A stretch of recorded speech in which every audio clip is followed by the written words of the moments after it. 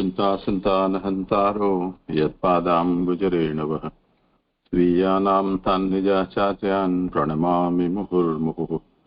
यदनुग्रहतो जन्तुः सर्वदुःखातिगो भवेत् तमहं सर्वदा वन्दे श्रीमद्वल्लभनन्दनम्। अज्ञानतिमिरान्धस्य ज्ञानाञ्जनशलाकया चक्षुरुन्मीलितं येन तस्मै श्रीगुरवे नमः। नमामि हृदये शेषे लीलाक्षीराब्धिशायिनम् लक्ष्मीसहस्रलीलाभिः सेव्यमानं कलानिधिम्। चतुर्भिश्च त्रिभिस्तथा षड्भिर्विराजते योऽसौ पञ्चधा हृदये मम। करो आरम्भ।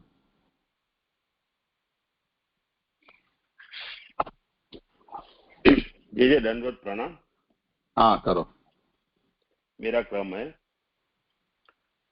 कल हमने 12वें अध्याय के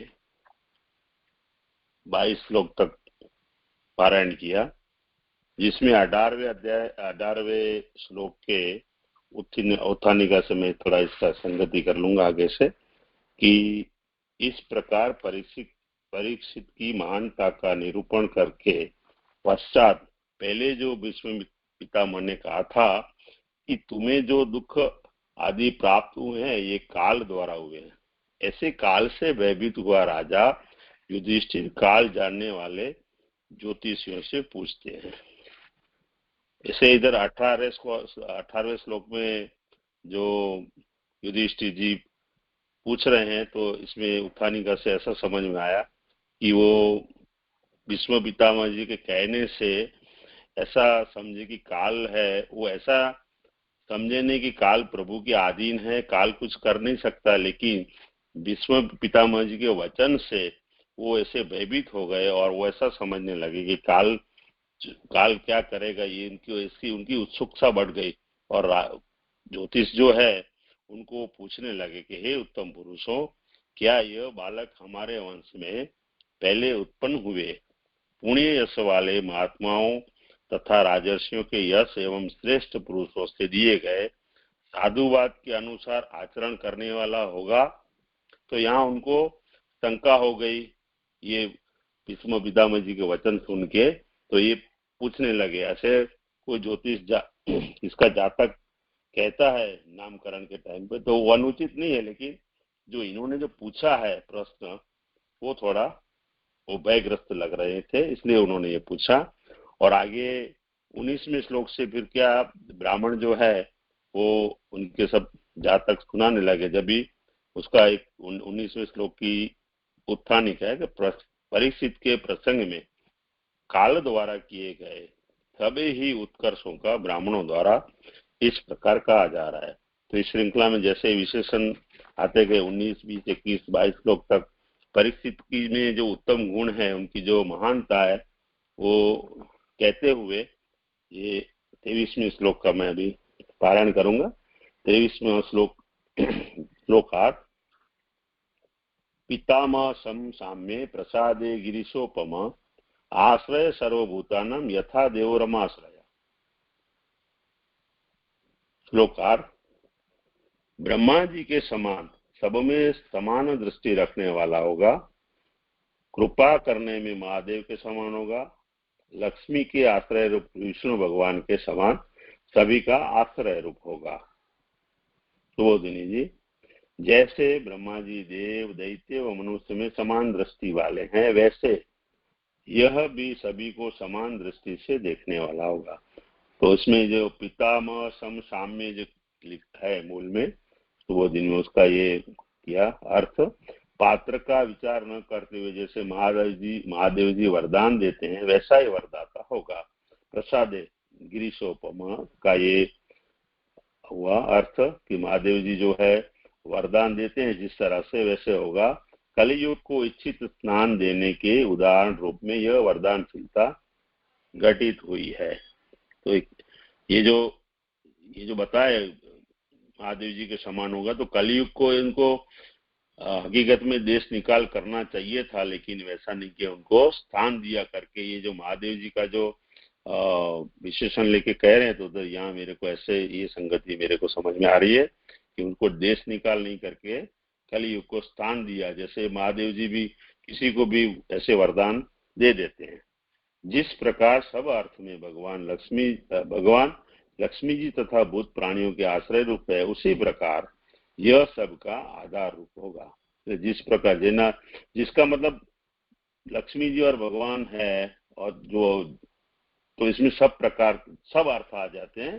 तो इसी तरह ये जो जिस प्रकार सब अर्थ का मतलब ये अर्थ हो रहा है, तो भगवान लक्ष्मी जी तथा भूत प्राणियों के आश्रय रूप है, इसी प्रकार यह सबका आधार रूप होगा। सबका आधार किस रूप में होगा, यह स्पष्ट करने के लिए भगवान का दृष्टांत दिया है। जैसे भगवान धर्म आदि की रक्षा करते हैं, वैसे ही यह करेगा। भगवान क्या करते हैं, धर्म अर्थ काम मोक्ष आदि की जो रक्षा करते हैं, वैसे ये जो है भगवान के समान जो है, भगवान का दृष्टांत इसलिए दिया जैसे भगवान सबकी ऐसे धर्म आदि की रक्षा करते हैं, वैसे ही यह होगा, ये रक्षा करेगा। ये श्लोक यहाँ मेरा संपन्न हुआ।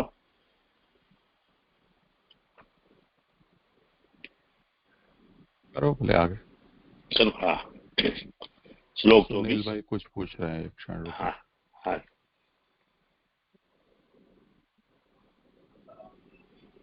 जय जय दंडवत प्रणाम। जय यहाँ पे ऐसा एक जिज्ञासा है कि यहाँ पे एक एग्जांपल दिया है कि ब्रह्मा जी का, कि जैसे ब्रह्मा जी देव दैत्य व मनुष्य में समान दृष्टि वाले हैं, वैसे यह भी सभी को समान दृष्टि से देखने वाला होगा। और हमने 19वें श्लोक में हमने ऐसा भी देखा कि उसी प्रकार शत्रु तथा मित्र में समान भाव रखने वाला होगा। इक्ष्वाकु ने अपने पुत्र शशांक को किसी अपराध के दंड स्वरूप नगर से बाहर निकाल दिया था, इससे उसका प्रजा में समान भाव होना सूचित हुआ। वैसे ही समदृष्टा यह भी होगा। तो ये दोनों चीज में क्या अंतर है, मतलब ये थोड़ा जिज्ञासा मुझे जानना है। ये दोनों दृष्टांत दिए हैं, तो उसमें कोई समानता है कि क्या है?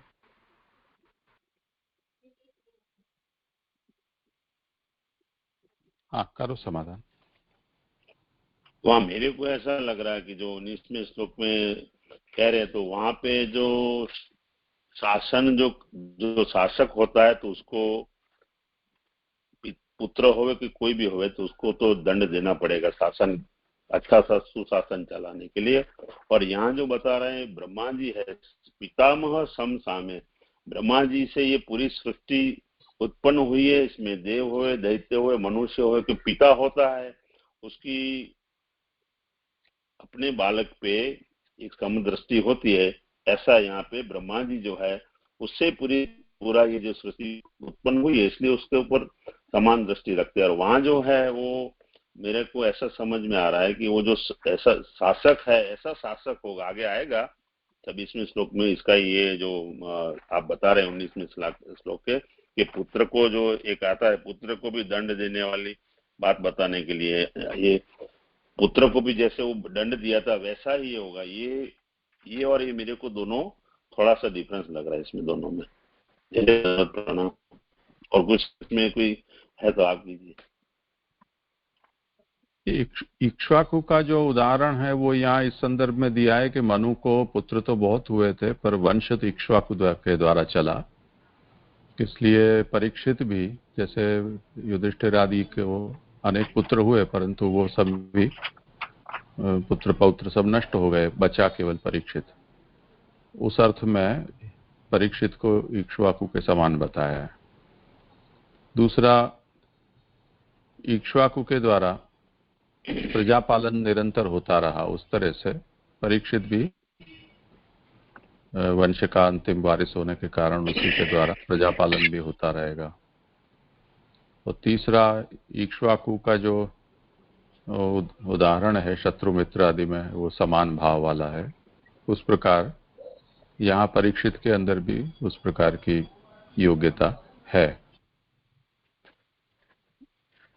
और यहाँ जो कहा जा रहा है वो तो प्रजापिता है, उसी की सब प्रजा है, चाहे देव हो, दानव हो, चाहे मानव हो। तो उस प्रकार से जो राजा है वो भी प्रजा का पिता समान होता है। तो ब्रह्मा जिस प्रकार से अपनी सभी प्रजा के प्रति समान होते हैं, उसी प्रकार परीक्षित भी यहाँ सभी के प्रति समान भाव रखने वाला है, ऐसे उसकी प्रसिद्ध। जी जी जी, समझ में आया। दंडवत प्रणाम जी।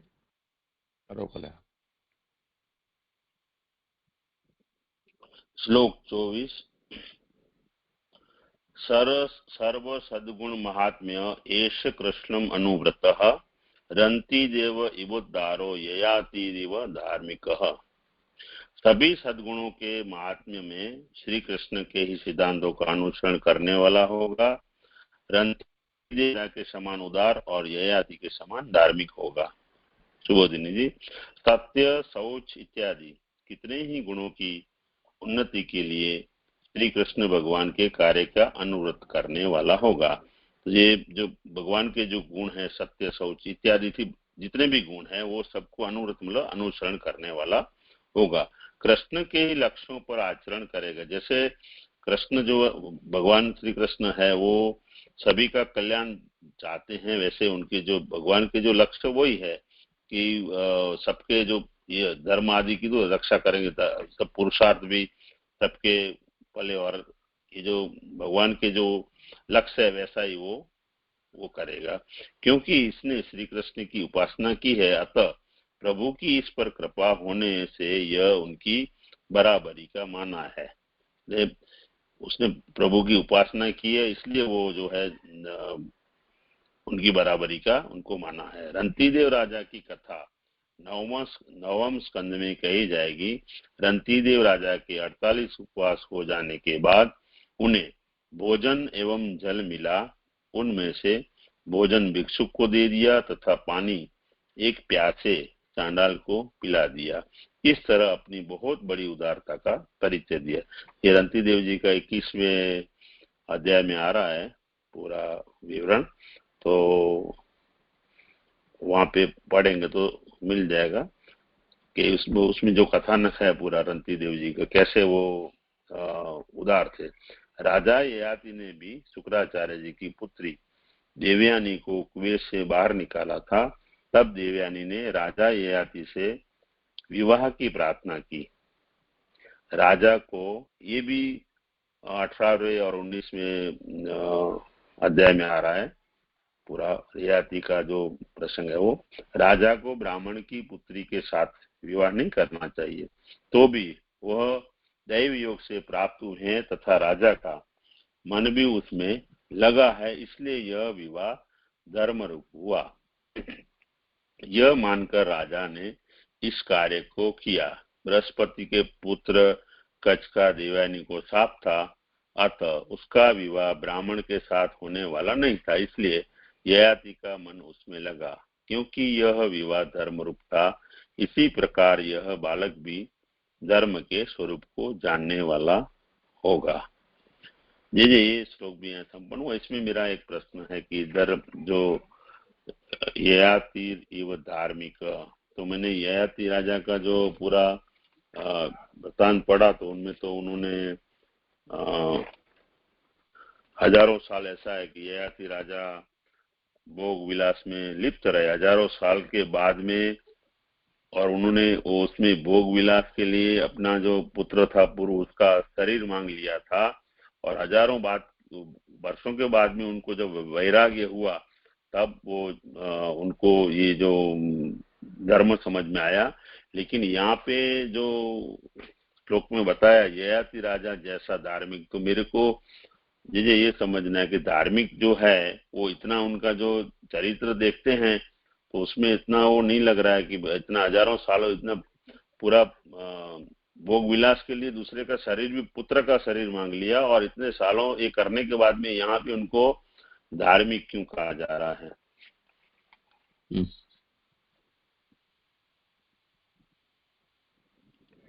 इसका अभिप्राय ये है कि जो राजा है प्रजा उसके स्वाधीन होती है, और हमारे यहाँ तो ये माना गया है कि राजा है वो मालिक ही होता है, तो वो जिसको भी चाहे उसको अपनी संपत्ति के रूप में अपने पास रख सकता है। पर जब ययाति का मन देवयानी में लगा तो उसने केवल उसको अपनी रानीवास में कोई ऐसी स्त्री के रूप में या दासी के रूप में नहीं रखा, पर उसको पत्नी का स्थान दिया। तो मन उसमें लगा तो उसने ये माना, जो यहाँ आज्ञा कर रहे हैं आचार्य चरण, कि मनस्तु तद्गतम बुद्ध्वा, उसका मन उसमें लग गया है ऐसा जानकर धर्मो अयम इति अंगीकृतवान, यानी उसको पत्नीत्व ने उसका स्वीकार करना ये धर्म है, ऐसी उसको धर्म पत्नी के रूप में स्वीकार किया। तो उसको यहाँ पर ये आतिरिव धार्मिक ये कहा जा रहा। ये उनका खाली मन लगना है, उससे उनको ऐसा लगा मेरा मन लग गया तो अभी मेरे को करना चाहिए, वो धर्म है। हाँ हाँ जी, समझ यानी में आया। उसने उसको केवल अपने भोग विलास का साधन बनाकर छोड़ नहीं दिया, पर उसको पत्नी का स्थान दिया। यद्यपि ब्राह्मण कन्या से क्षत्रिय का विवाह उचित नहीं है, फिर भी निभाया तो सही उसने। यद्यपि राजा था तो उसके लिए ऐसा करना कोई आवश्यक नहीं था। ये नीतिमत्ता और है। हाँ जी, समझ में आया जी। और कृष्ण के ही लक्ष्यों पर आचरण करेगा, जैसे मैंने ये समझा है वो ठीक है। कृष्ण के ही लक्ष्यों पर, कृष्ण के तो अभी क्या क्या लक्ष्य होंगे, क्या उसमें आचरण करेगा। तो ये लक्ष्य क्या लेने, कौन से लक्ष्य? यहाँ मूल में ऐसा तो कोई शब्द नहीं है, पर देखते हैं क्या अभिप्राय से हो सकता है। मूल में तो केवल इतना ही है कि भगवान श्री कृष्ण का वो अनुव्रतम यस्य, अनुव्रतम ये मूल के शब्द हैं। कृष्णानुव्रतम, व्रतः, तो कृष्ण के अनुव्रत वाला होगा। अनुव्रत का मतलब कृष्ण के जैसे व्रत वाला। तो कृष्ण जैसे व्रत का मतलब, कृष्ण में जो व्रत का मतलब नियम, संकल्प, एक अर्थ ये होता है। तो कृष्ण के जैसे संकल्प हैं ऐसे उसके भी संकल्प होंगे, एक ही अर्थ है। और अनुव्रतम का मतलब है उसका उपासक। तो दूसरा अर्थ यहाँ ये बताया है कि वो कृष्ण का उपासक होगा।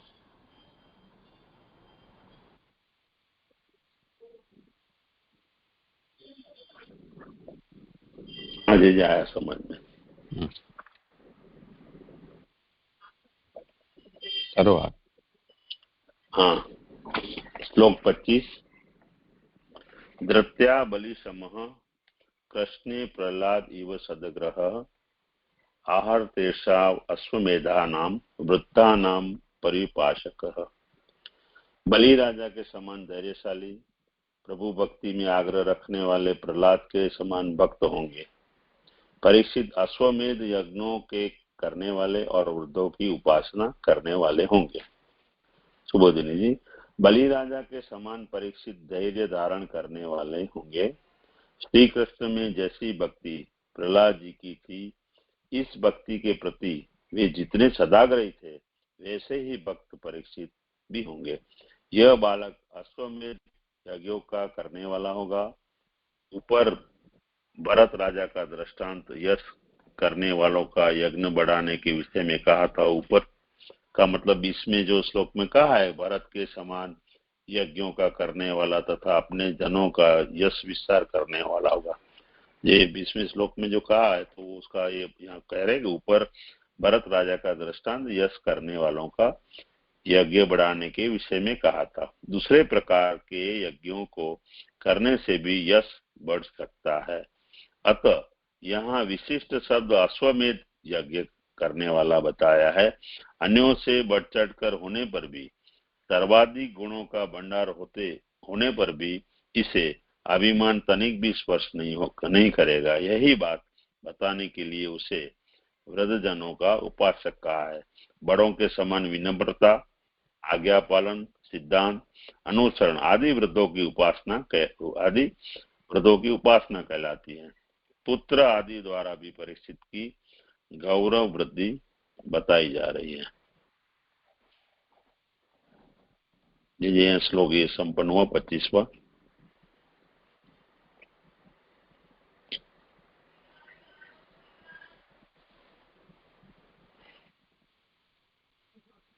करो आगे। श्लोक 26 राजर्षिणा जनयिता शास्ता च उत्पत्गामिनां निग्रहिता कलेरेश भुवो धर्मस्य कारणात्। परीक्षित राजर्षियों को भी उत्पन्न करने वाला होगा, नीति विरुद्ध चलने वाले लोगों को शिक्षा देने वाला होगा, पृथ्वी तथा धर्म की रक्षा के लिए ये कलयुग का भी निग्रह करने वाला होगा। आपका यह बालक अपने पुत्रों द्वारा भी यश प्राप्त करने वाला होगा। जन्मेजय आदि राजर्षि पुत्रों को यह उत्पन्न करने वाला होगा। अपराध करने पर पुत्रों को भी दंड देने वाली बात बताने के लिए तुरंत ही यह कहा जा रहा है कि बार बार मर्यादा तोड़ने वाले को यह दंड देने वाला होगा। जैसे आगे अभी क्या है ना, सस्तात को जिस तरह का वो अभी चर्चा हुई, तो वही बोल रहे हैं कि पुत्र को भी दंड देने वाली बात बताने के लिए तुरंत ही यह कहा जा रहा है कि बार बार मर्यादा तोड़ने वाले को यह दंड देने वाला होगा। शिक्षा पूर्वक दंड दिए जाने को शासन कहा जाता है। परीक्षित के शासन काल में जो नियम से उल्टा चलने वाला होगा उसे यह दंड द्वारा नियमित करेगा। यह कलयुग का भी नियंत्रण करने वाला बनेगा। कलयुग का यह निग्रह पृथ्वी तथा धर्म की रक्षा के कारण ही किया जाएगा। यह सब वास्तविकता उनके चरित्र में स्पष्ट हो जाएगी।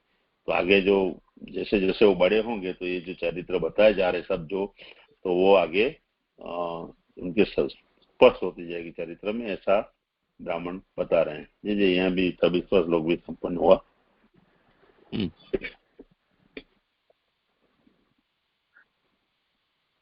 करो बोले वर्णनात्मक है।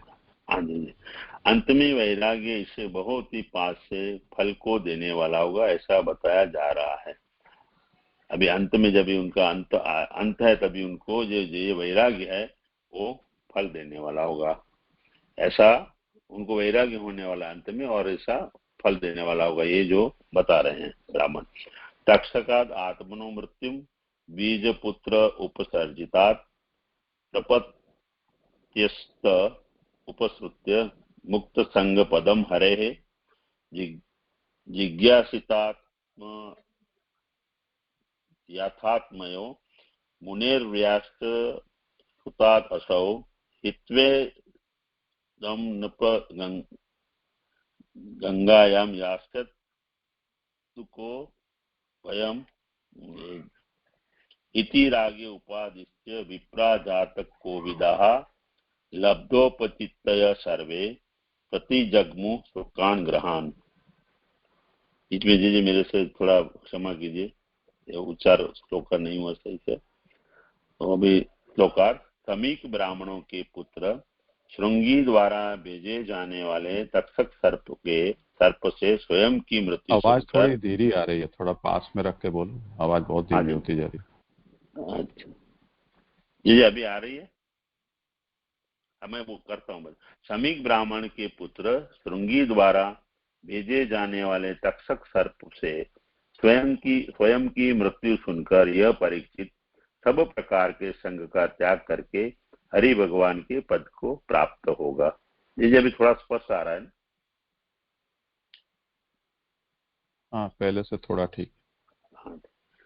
यह युधिष्ठिर जी यह बालक व्यास जी के पुत्र सुखदेव जी से आत्मा के यथार्थ स्वरूप को जानने की इच्छा वाला होगा और अपने शरीर को गंगा जी में त्याग कर साक्षात भगवान को प्राप्त होगा। इस प्रकार ज्योतिष शास्त्र के पारंगत पंडितों ने राजा को परीक्षित विषयक समस्त भविष्य बताया तथा राजा से बहुत ही दक्षिण आदि प्राप्त करके अपने अपने घरों की ओर प्रस्थान कर गए। सुबोधिनी जी, स्वयं के देह का नाश ब्राह्मण के पुत्र श्रृंगी ऋषि द्वारा भेजे गए तक्षक नाम से सुनकर ये परीक्षित समस्त प्रकार के संग का त्याग करके संन्यास ग्रहण कर लेंगे एवं हरि भगवान के चरण कमलों को प्राप्त होंगे। गंगा जी के किनारे पर जहाँ सत्पुरुषों की सभा होगी वहां इन्हें भगवान के चरण कमलों की प्राप्त होगी। ये व्यास जी के पुत्र सुखदेव जी के पास से विचार पूर्वक भगवान का निर्णय पूरी तरह जान जाएंगे, साथ ही अपने स्वरूप को भी निर्णयात्मक रूप से समझ लेंगे। यह बालक भय आदि को भगवान में समर्पित कर देगा। यह बालक ऐसा सब कर यह निर्देश किया है कि इसे फिर से ब्रह्मास्त्र की प्राप्ति होगी। इधर जहाँ बता रहे हैं कि ये जो बालक बता रहे हैं, तो इसको जो भगवान ने जैसे इनका ब्रह्मास्त्र निवारण किया था ब्रह्मास्त्र से, तो फिर से वापस ये बालक करके ये जो बता रहे हैं, तो इसमें फिर से वापस इनको ब्रह्मास्त्र की प्राप्ति होगी। ऐसा ये जो तक्षक आने वाला, तक्षक जो नाम का सर्प है वो ब्रह्मास्त्र के स्वरूप में ही आएगा, ऐसा मतलब कह रहे हैं। मध्य में उससे कार्य करवाने हेतु कि भगवान ने उसकी रक्षा की। जो भगवान ने उनकी रक्षा जो कार्य करवाने थे, इसके हेतु भगवान ने उनकी रक्षा की थी। बाकी ये जो ब्रह्मास्त्र उनका जो है मृत्यु है वो निश्चित ही था। बाद में तक्षक सर्प रूपी ब्रह्मास्त्र से उसका उपसंहार किया है, जिससे यह अपना शरीर छोड़ेगा। हे नृप, ऐसा जो संबोधन दिया है वो इसलिए कि युद्ध में निष्ठा वाले राजाओं को मोह नहीं होता। जिन भगवान के चरण कमल की शरण होने पर वह स्पर्श भी नहीं कर सकता, यह परीक्षित उन चरण कमलों को प्राप्त होगा। एकांत में इस वास्तविकता को पंडितों ने केवल युधिष्ठिर को ही बताया है। उन ब्राह्मणों को ऐसा ज्ञान होने में कारण यह है कि वे जातक विद्या में ज्ञाता थे। जातक विद्या ज्योतिष शास्त्र का एक भाग है जो कि भविष्य कथन के लिए बहुत ही उपयोगी है। अतः पंडितों को जातक जानने वाला बताया है। वैसे तो सत्य बात यह है कि ब्राह्मण सभी बातों को जानने वाले थे।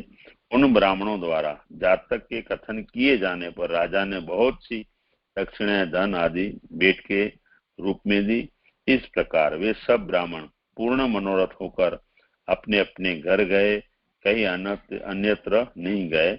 जिन पर भगवान संतुष्ट होते हैं, ऐसे पुरुषों के लिए सेवक रूप में स्थित काल आदि भी अनुकूल स्थितियां जुटा देते हैं, ऐसा कहा जाता है। इसमें जैसे अभी तो निरूपणात्मक था थोड़ा, तो मैंने पूरा ले लिया। इसमें मेरे को एक थोड़ा ये है कि समस्त प्रकार के संग का त्याग करेंगे। तो मैं समस्त प्रकार से अभी जैसे पायो प्रवेश करेंगे तो यही आएगा। और ये संग का समस्त प्रकार से कोई भी संग उनके साथ नहीं रहेगा, ऐसा समझना है चीजें। हाँ, राज्य आदि सब कुछ छोड़कर। और दूसरा इसमें और भगवान का निर्णय पूरी तरह जान जाएंगे, साथ अपने स्वरूप को भी समझ लेंगे। ठीक है, लेकिन यहाँ पे निर्णयात्मक रूप से समझ लेंगे जो कहा है ना, तो निर्णयात्मक रूप से जो अपने स्वरूप को समझेंगे तो समझ में आ रहा है कि अपने ऊपर निर्णयात्मक रूप से समझ लेंगे। तो ये भी जी मेरे को थोड़ा समझना है, तो उससे क्या समझना निर्णयात्मक रूप से है उससे।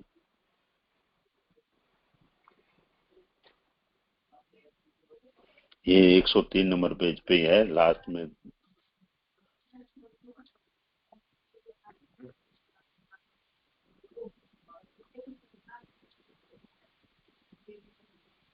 ये व्यास जी के पुत्र शुकदेव जी के पास से विचार पूर्वक भगवान का निर्णय पूरी तरह जान जाएंगे, साथ ही अपने स्वरूप को भी निर्णयात्मक रूप से समझ लेंगे।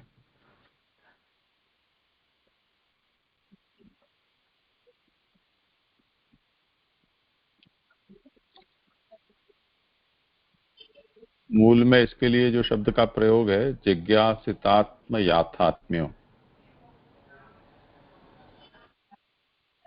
आत्म याथात्म्यो, उसका ये अर्थ बताया है। आत्मा मतलब भगवान, दूसरा आत्मा का अर्थ होता है खुद स्वयं, और याथात्म्यम इति इदम इत्थतया निर्णय। तो आत्मा की यथार्थता और आत्मा यानी स्वयं की आत्मा, जीवात्मा, और परमात्मा, इन दोनों की यथार्थता को वो निर्णय पूर्वक जान जाएंगे कि ये ऐसा है।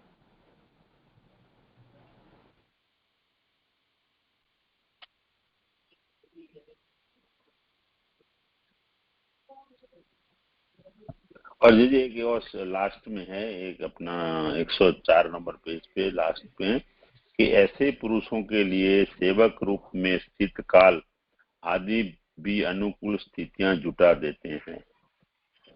जिन पर भगवान संतुष्ट होते हैं, ऐसे पुरुषों के लिए सेवक रूप में स्थित काल आदि भी अनुकूल स्थितियां जुटा देते हैं। अब इधर जो है इनके लिए अनुकूल स्थिति मेरे को समझनी है कि कैसे अनुकूल स्थिति काल ने की है।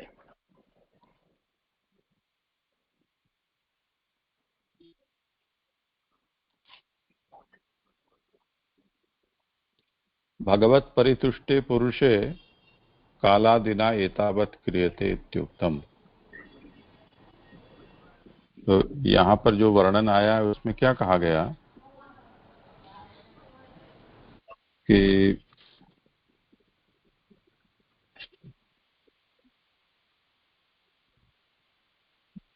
ये कालज्ञ जो ज्योतिषी हैं उन्होंने ये कहा कि वो श्रृंगी चाप देगा और तक्षक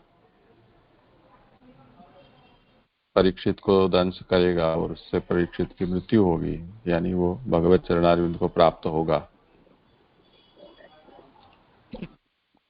तो ये जो तक्षक है वो भी काल रूप से आएगा, जो काल भगवान का सेवक है। तो प्रपत्स्यत उपश्रुत्य मुक्त संग पदम हरे है। इस अंश का व्याख्यान करते हुए ये बात कही गई है कि ये जो बात यहाँ बताई गई है उस हिसाब से भगवान का सेवक जो काल है वो यहाँ उनके अनुकूल होगा, यानी भगवान परीक्षित के ऊपर पूर्ण रूप से प्रसन्न है, तुष्ट हैं। ये बात काल भी जानेगा जो भगवान का सेवक है। इसलिए वो काल भगवद इच्छा के अनुकूल होकर परीक्षित जी को भगवान तक पहुंचाएंगे, ये तात्पर्य। देही तो छुड़वानी है ना। हाँ, ये अनुकूल स्थिति वो करेगा। हाँ जी, समझ में आया। धन्यवाद, प्रणाम खूब। मेरा यहाँ संपन्न हुआ निरूपण। जी मेरा एक प्रश्न यहाँ ये था, आखिरी से चौथी लाइन में, इस प्रकार वे सब ब्राह्मण पूर्ण मनोरथ होकर अपने अपने घर गए, कहीं अन्यत्र नहीं गए। तो ये कहीं अन्यत्र नहीं गए, ये वर्णन करने की क्या जरूरत थी यहाँ पे? कहीं और कहीं कहाँ जा सकते हैं? ये क्या बता रहा है, समझ में नहीं आ रहा है। इतना प्राप्त हो गया कि और कहीं उनको हाथ लंबा करने की जरूरत नहीं रह गई। अच्छा, इस सेंस में कह रहे हैं ना? जी जी जी जी। तो ये जो पहले दूसरी लाइन है 104 पेज पे, उसमें ये जो ब्रह्मास्त्र की बात की है कि फिर से ब्रह्मास्त्र की प्राप्ति होगी और मध्य में उससे कार्य करवाने हेतु भगवान ने उसकी रक्षा की, बाद में तक्षक रूपी ब्रह्मास्त्र से उसका उपसंहार किया है। तो ये फिर से ब्रह्मास्त्र से उसकी जो बिठा रहे, तो वो समझ में नहीं आया, क्योंकि ब्रह्मास्त्र का जब प्रभु ने खुद उसको शांत कर दिया, उसका तेज शांत कर दिया है, तो फिर से वो ब्रह्मास्त्र की प्राप्ति और तक्षक रूपी सर्प से ब्रह्मास्त्र की बात कर रहे हैं, तो वो स्पष्ट नहीं हो रहा है मुझे। ब्रह्मास्त्र की इज्जत रखने के लिए भगवान ने केवल अभी उसको शांत किया है, उपसंहार नहीं हुआ है उसका। तो वो ब्रह्मास्त्र अमोघ है, तो अमोघ रहना चाहिए। तो वो तक्षक रूप से पीछे वो ब्रह्मास्त्र परीक्षित के ऊपर प्रहार करेगा। तो दोनों ही बात सध जाएगी। भगवान जो चाह रहे हैं कि परीक्षित जीवित रहे और उनसे ये सब कार्य हों, वो भी हो जाए, और ब्रह्मास्त्र की अमोघता है वो भी, उसकी भी रक्षा हो जाए। ठीक, जी जी जी। दंडवत प्रणाम आगे जी। जिसका क्रम हो। आगे किसका है क्रम?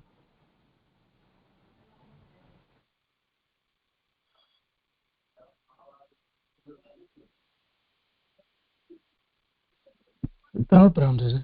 आई थिंक जितेंद्र जी का क्रम है, शायद वे नहीं है। अगर हो तो फिर वो कर ले या मैं कर लूं।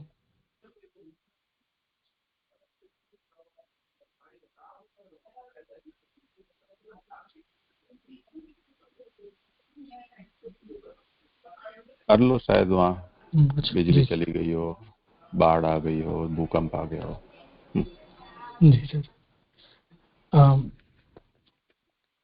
एक एक्चुअली विनती भी थी सभी प्रस्तुतिकर्ताओं से कि अम, यदि आपको मतलब लिस्ट में देख देख के पता चलता है कि क्रम आएगा कल परसों या नेक्स्ट वीक या व्हेनेवर, तो यदि आपको पता है आप नहीं कर पाएंगे तो ग्रुप में यदि सूचित कर देंगे तो बहुत ही समय का और विषय का न्याय यथोचित हो पाएगा। पुलकित ने मैसेज मेरे को किया था, पुलकित ने उनको भी मैसेज किया होगा कि आप इसमें आपका आज क्रम है, आप रहेंगे कि नहीं रहेंगे। मैसेज भी मेरे को किया था, मैंने कंफर्म किया था, उनको भी किया होगा मैसेज। तो हाँ नहीं किया था पुलकित, उन्होंने बताया, पर 4 घंटे पहले बताया तो मैं तो तैयारी मेरी ज़्यादा है नहीं। बट अगर आपको मतलब हमें द ओनली थिंग इज कि अगर हमें पूछना पड़ता है उससे बेटर है कि अगर आप थोड़ी कोई भी जो भी है जिम्मेदारी थोड़ी ले तो थोड़ा अच्छा रहेगा, क्योंकि ऐसा तो नहीं कर पाएंगे ना हमेशा पूछना कि आप करोगे कि नहीं। लास्ट मिनट पे होता है तो थोड़ा विषय को न्याय नहीं मिल पाता। बस इतनी विनती है, छोटा मुँह बड़ी बात, बट क्षमा कीजिएगा। जैसे 30वां श्लोक जो है 30 से 34 तक है। I try my best. आभासार्थ है 30 का। ऊपर किए गए कथनों के आधार पर अब क्रम से उन संवादों का कथन किया जा रहा है। तो जो कथन अभी ऊपर हमने देखा कि परीक्षित जी है, उनका जो ब्राह्मणों ने कहा कि कैसे होंगे, और उसका जो समापन भी किया अगले लास्ट 3 श्लोक में। अभी उस जो संवाद है उसके बाद की बात हो रही है। स एष लोके विख्यातः परीक्षित इति यत् प्रभुः पूर्वद्रष्टम् अनुध्यायन् परीक्षेत नरेष्विह। श्लोकार्थ है, वे ये परीक्षित इस नाम से लोक में विख्यात हैं। भगवान द्वारा सामर्थ्य प्रदान करने से ये प्रभु के समान ही है। पहले जिनका दर्शन किया था उन्हीं पुरुष का ये अब ध्यान करते हैं, अतः ये परीक्षित नाम से प्रसिद्ध है। सुबोधिनी जी, जिनकी रक्षा भगवान ने की है उनकी कथा के लिए यह अनुवाद किया जा रहा है कि ये परीक्षित नाम से विख्यात होंगे। सर्वज्ञ ब्राह्मणों का यह वचन है कि विष्णुरात नाम से यज्ञ प्राप्त करेंगे। बाद में परीक्षित नाम से क्यों प्रसिद्ध हुए? तो यहाँ पर यहाँ ये सुधार लेना, नाम से यश प्राप्त करेंगे, यज्ञ नहीं, यश।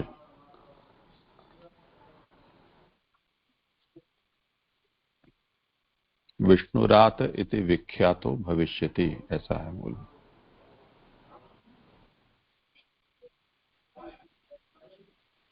जी जी। तो बाद में परीक्षित नाम से क्यों प्रसिद्ध हुए? तो देखा था कल हमने कि विष्णुरात जो है विष्णु द्वारा रक्षित, ऐसा नाम वहां पर सूचित किया था उनका। किंतु हम भी जानते हैं कि उनके परीक्षित जी के नाम परीक्षित नाम से ही ज्यादा प्रसिद्धि है।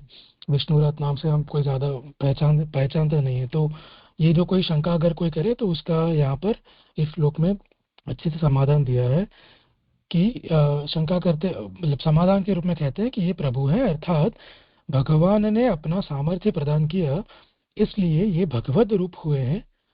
पहले भगवान ने जो किया है उसकी तुलना में अब भगवान का कार्य संपादन करने से ये अधिक आदरणीय हुए हैं। तो यहाँ पर ये आज्ञा कर रहे हैं जो आगे भी हमने देखा था कि भगवान तो इतने सामर्थ्य देखिए कि इनकी तुलना कई कई राजा और इनफैक्ट इवन रामचंद्र जी से भी वो उनकी तुलना की गई सत्य प्रतिज्ञता और उन सब में। तो भगवान ने बहुत सामर्थ्य जो है वो काल को जैसे दिया है वैसे यहाँ पर परीक्षित जी को दिया है, तो ये भगवत रूप हुए। ये बात यहाँ पर जस्ट नोटेबल है कि भगवत रूपता जो यहाँ पर प्रूव हो रही है परीक्षित जी की, तो हमने स्टार्टिंग में भी देखा था भागवतार्थ में जो कि उत्तम अधिकार के श्रोता में भगवत रूपता होना ये एक लक्षण था। तो यहाँ पर ये भी हमें उभर कर दिखला ही दे रहा है कि परीक्षित जी में वो उत्तम अधिकारिता है। और पहले जो भगवान ने किया है, मतलब भगवान ने जो परीक्षित जी का रक्षण किया वो पहले भगवान ने कार्य किया, उसकी तुलना में जो ये भगवान ने परीक्षित जी को अपना सामर्थ्य, मतलब विशेष सामर्थ्य जो दिया, वो जो है वो यहाँ उसकी बात हो रही है। वो इसके कारण ये जो है वो अधिक आदरणीय हुए। भगवान द्वारा परीक्षित की रक्षा भी इसलिए की गई कि यह रक्षा हो जाने पर धर्म की रक्षा करेगा, जिससे भागवत की प्रवृत्ति होगी। विष्णुरात नाम से प्रसिद्ध होने पर भी परीक्षित नाम से प्रसिद्ध हुआ है। इसमें कारण यह है कि पहले गर्भ में जिनका दर्शन किया है उन्हीं का ध्यान करते हुए परीक्षा करते हैं, अतः यह परीक्षित नाम उनके कार्य को बताने वाला है। तो यहाँ बता रहे हैं, आज्ञा करें आचार्य की रक्षा परीक्षित जी जो की गई थी वो भी इसीलिए कि आगे जाके ये जो करने वाले हैं, मतलब जो पूरा सामर्थ्य उनका है राजा के और भक्त, राजा के रोल में और भक्त के रोल में, तो वो और भागवत की प्रवृत्ति भी हो रही है। तो इसके लिए यहाँ पर बात कर रहे हैं कि भगवान ने रक्षा भी इसलिए की थी। और परीक्षित नाम से जो प्रसिद्ध हुए, तो उसका यहाँ नाम का एटमोलॉजिकल एनालिसिस कर रहे हैं आचार्य आगे, और भागवत भी कर रही है कि उन्होंने घर में भगवान का दर्शन किया था, जो हमने आगे के श्लोकों में भी देखा था। तो यहाँ परीक्षित जी जो है वो उनका ध्यान करते हुए परीक्षा करते हैं, मतलब परीक्षा करते हैं का मतलब मैं ये समझ रहा हूँ कि देखते हैं बाहर की ऐसा कोई पुरुष जो उन्होंने देखा तो वो फिर कहीं मिले कि नहीं। अतः यह परीक्षित नाम जो है उनको कार्य को बताने वाला है कि वो भगवान के रूप के दर्शन के की परीक्षा संसार मतलब जगत में भी करेंगे। अथवा एक दूसरा मतलब यहाँ बता रहे, अथवा परीक्षित सुनकर चौतरफ भगवान को ही देखने लगे। परि माने चारों ओर, इक्षाम माने देखने से, होने से इनका नाम परीक्षित हुआ। अथवा परीक्षित शब्द में इत शब्द ईव के अर्थ में अव्यय रूप से प्रयुक्त है। 5वें स्कंद में अग्निद्र राजा ने पूर्वचिति नाम की अप्सरा से वाक्य कहे थे, वहां सर इन्मुखम त ऐसा कहा है, अतः ईक्ष धातु देखने के अर्थ में आता है। उसी को आधार मानकर अर्थ करने से चौतरफ जिसे भगवान के दर्शन होते हैं ऐसा अर्थ परीक्षित शब्द का हुआ। तो यहाँ परि ईक्ष और परिश और इत, ये तीन शब्द से ये संधि समास करके परीक्षित का अर्थ जो है आचार्य समझा रहे हैं कि जो 5वें स्कंद का जो कुछ है उसका भी एक 5वें स्कंद की दूसरे अध्याय का 13वां श्लोक उसका कुछ यहाँ बात करके आचार्य ये व्याकरण का जो पॉइंट है यहाँ न्याय वो प्रूव कर रहे हैं। और यहाँ बता रहे हैं कि मतलब ये होता है संक्षेप में कि चौतरफ जिसे भगवान के दर्शन होते हैं। तो परीक्षित वे हैं।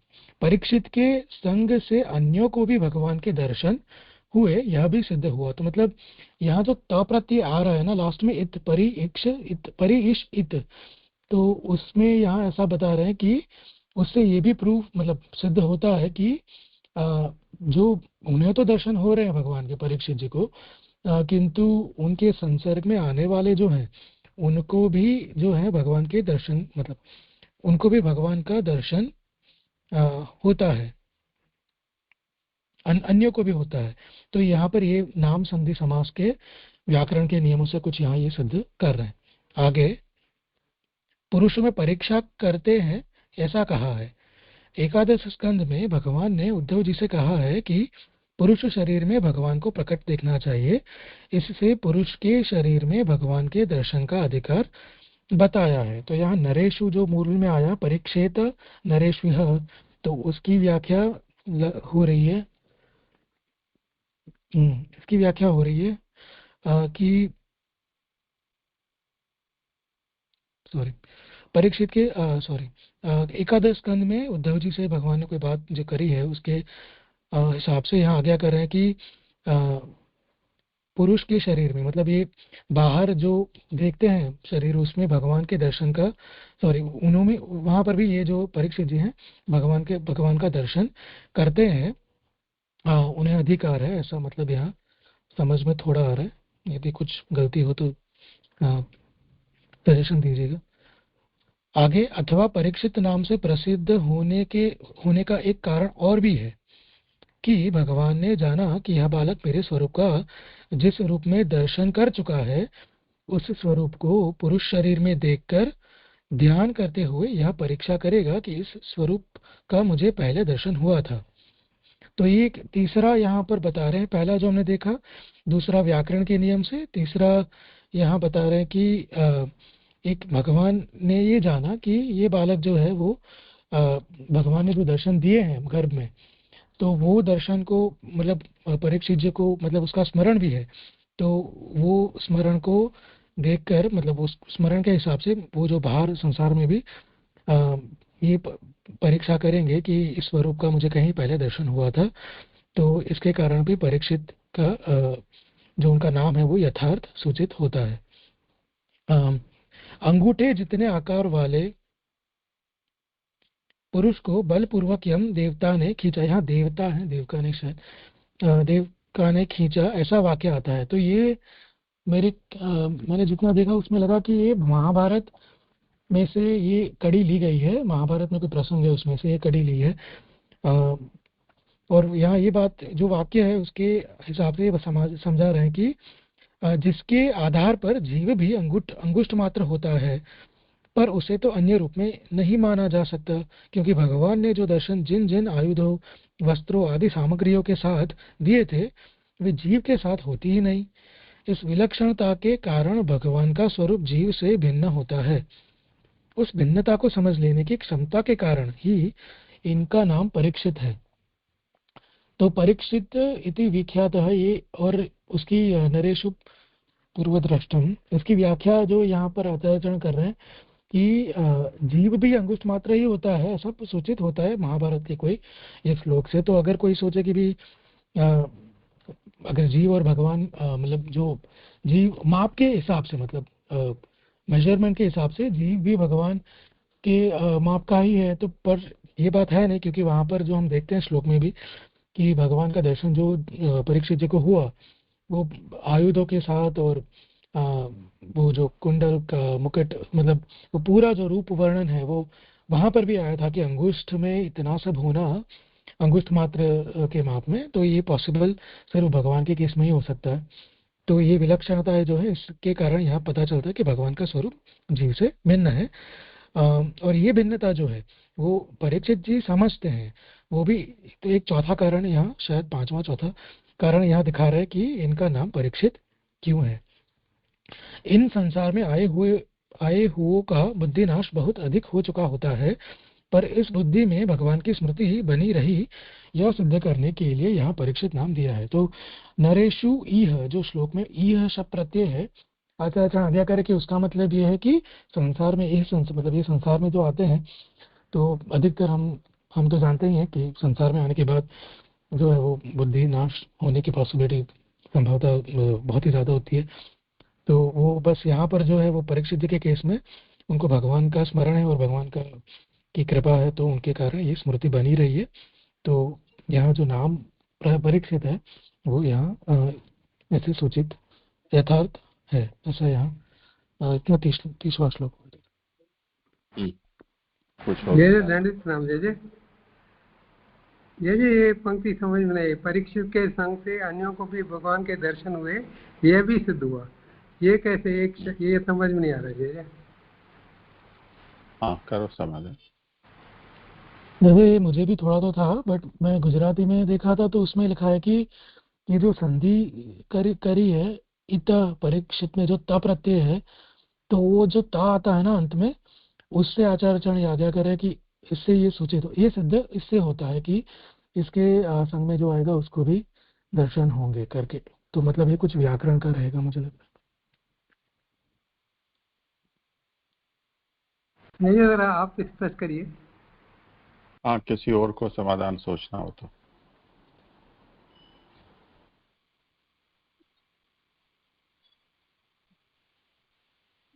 यानी ऐसा ले सकते हैं कि उन्होंने जो कार्य किया कि जो भागवत जी का जो जो ये हुआ प्रसार हुआ और प्रभु की जो लीला जो थी उसका सुखदेव जी से श्रवण करके पूरे सभी जनों को उसका जो है उपदेश मिला, तो उससे जो है वो प्रभु के दर्शन या तो भक्ति की वृद्धि हुई और प्रभु के दर्शन हुए, तो ये सेंस में ले सकते हैं क्या?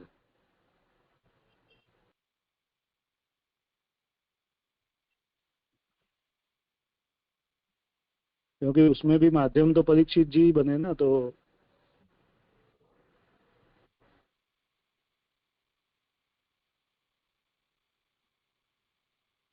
ठीक है।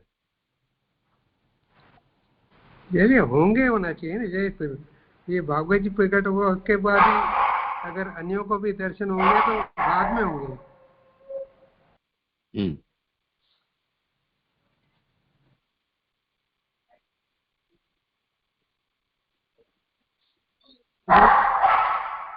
जैसे एक और पंक्ति आ रही है, अंगूठे जितने आकार वाले पुरुष बलपूर्व का यम देवका ने खींचा, ये कैसे समझेंगे? जैसे देवता देवता है, देव का गलत है ये, देवता।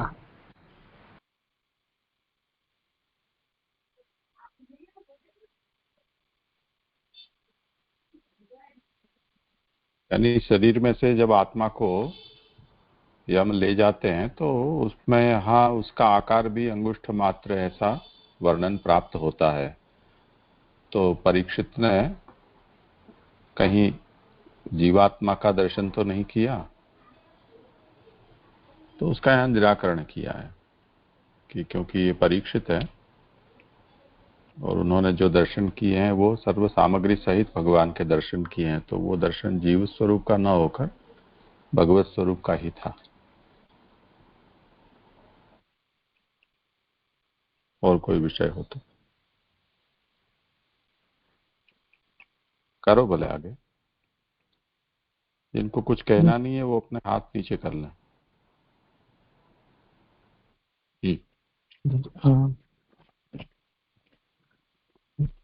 आभासार्थ उनका शरीर अश्वत्थामा के द्वारा फेंके गए ब्रह्मास्त्र से जल है, अतः उस शरीर में क्षीणता आ गई होगी।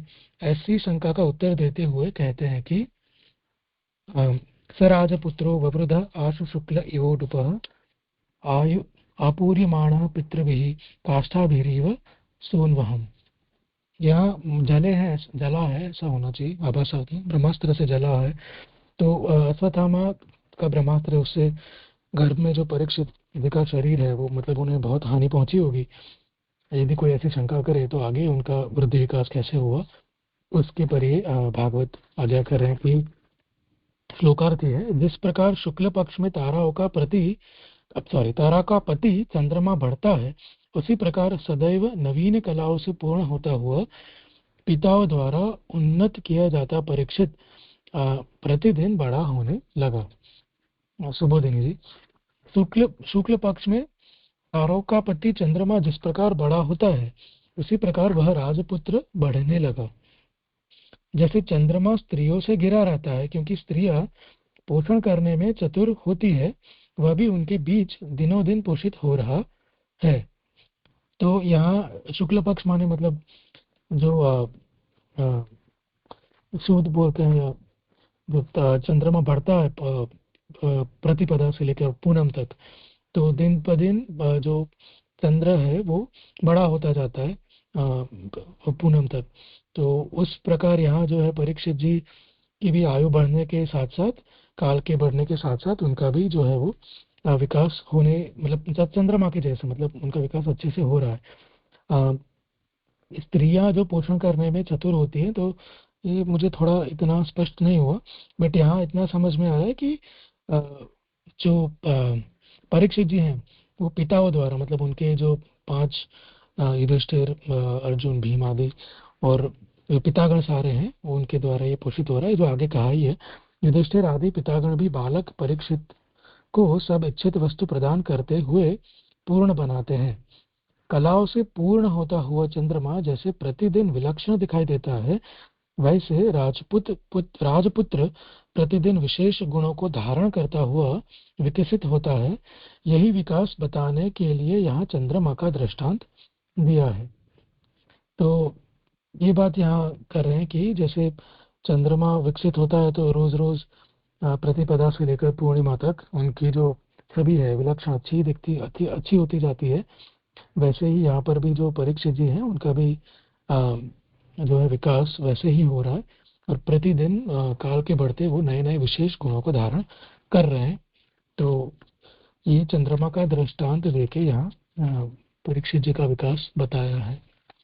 जैसे यहाँ संपन्न में कुछ प्रश्न होते हैं। प्रणाम जी। ये पंक्ति समझ में नहीं आई कि जैसे चंद्रमा स्त्रियों से घिरा रहता है क्योंकि स्त्रियां पोषण करने में चतुर होती है, तो ये चंद्रमा स्त्रियों से घिरा होता है और चंद्रमा का जो अमावस्या से पूनम बढ़ना वो स्त्रियों से कैसे, वो भी नहीं समझ में आया जी। धन्यवाद, प्रणाम जी।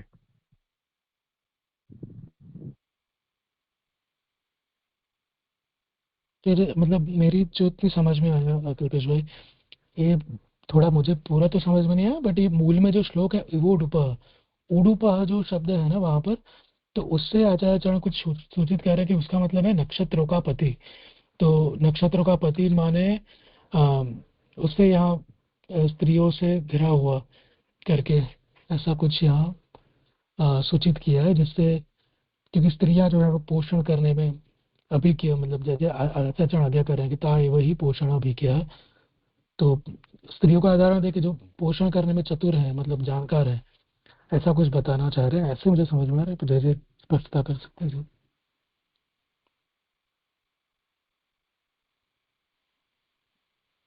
यहाँ पे वो जो श्लोकार्थ में जो ताराओं का पति ऐसा लिखा है, तो स्त्रियों से वो ताराओं का जो है उसको ले सकते हैं कि भाई ताराओं से जो चंद्रमा है वो घिरा रहता है और उसी की बात वो स्त्रियों से कर रहे हैं।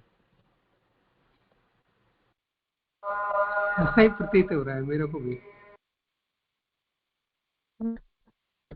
वही ये प्रश्न भी है कि तारे हैं उनसे चंद्रमा पोषित कैसे होता है। वो भी चंद्रमा ने खुद की जो कलाएं जो बढ़ती है उनमें ताराओं जो तारे हैं उनका क्या यानी उनसे कैसे वो पोषित होता है। पोषित कुछ नहीं होता है। यहाँ तो चंद्रमा को तारा का पति कहा है। जो तारे हैं वो उनकी स्त्री के स्थान में है, स्त्री पोषण करती है, इस अर्थ में कहा गया है कि पोषण करना है वो स्त्रियों को अच्छा आता है। तो उस तरह से यहाँ परीक्षित भी पोषित हैं।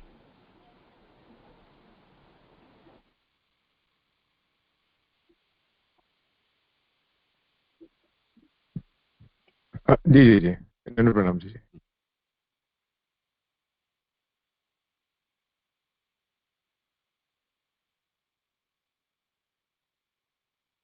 आगे करो जी सर। आभासार्थ 334 साथ में उनका आभासार्थ है। इस प्रकार परीक्षित का सब चरित्र कहकर पहले भगवान द्वारा मन से अश्वमेध यज्ञ किया जाकर और फिर से भगवान द्वारा ही यज्ञ संपादित किए जाने की बात कही गई है। यह कहने के लिए ही अब वह प्रकार बताया जा रहा है। तो परीक्षित जी का यहाँ चरित्र जो है वो यहाँ पर संपन्न होता है और आगे के जो 3 श्लोक ये अध्याय के बचे हैं उसमें जो है वो आगे जन्म के बाद, मतलब परीक्षित जी के जन्म के बाद क्या हुआ पांडवों के साथ, तो वो बात कर रहे हैं यहाँ पर। यक्ष्यमाणो अश्वमेधेन ज्ञातिद्रोह जिहासया राजा लब्धधनो दध्या वन्यत्र करदण्डयोः तदभिप्रेत मा लक्ष्य भ्रातरः कृष्णचोदिताः धनं प्रवीणम् आजहु यदि उदिच्यां देशिभूरिशः तेन संवृत संभारो धर्मपुत्रो युधिष्ठिरः वाधिमैघैः स्त्रीभिर्भीतो यज्ञैः समय जदहरिम्। श्लोकार्थ है, जाति के द्रोह को छोड़ने की इच्छा से अश्वमेध यज्ञ द्वारा यजन करने वाले राजा युधिष्ठिर कर और दंड के अतिरिक्त अन्य किसी स्थल से धन न मिलने पर विचार करने लगे। युधिष्ठिर के अभिप्राय को जानकर भगवान से प्रेरित किए गए उनके भाइयों ने उत्तर दिशा में धन लाकर प्रदान किया। ऐसे धर्म के पुत्र राजा युधिष्ठिर ने उस धन द्वारा सब सामग्री एकत्रित करके भयपूर्वक 3 अश्वमेध यज्ञों द्वारा हरि भगवान का भली भांति यजन किया। श्लोकार्थ हुआ। सुबोधिनी जी, जाति का द्रोह दूर करने के लिए अश्वमेध यज्ञ करना ही चाहिए था, परंतु नए कर लगाकर या दंड रूप में धन लेकर यह संपन्न नहीं किया जा सकता था, क्योंकि इससे प्रजा का द्रोह भड़क उठता। जो कर आदि सदैव से योग्य रूप में चला आ रहा था, वह राज्य व्यवस्था को संचालित करने में ही पूरा हो जाता था। अतः यज्ञ के लिए इन तरीकों से धन प्राप्त करना उचित न होने से युधिष्ठिर को अन्य माध्यमों से धन प्राप्त न हुआ। तो यहाँ जाति का द्रोह दूर करने के लिए जो अश्वमेध यज्ञ किया जा रहा है, तो उसमें मुझे इतना समझ में आया था कि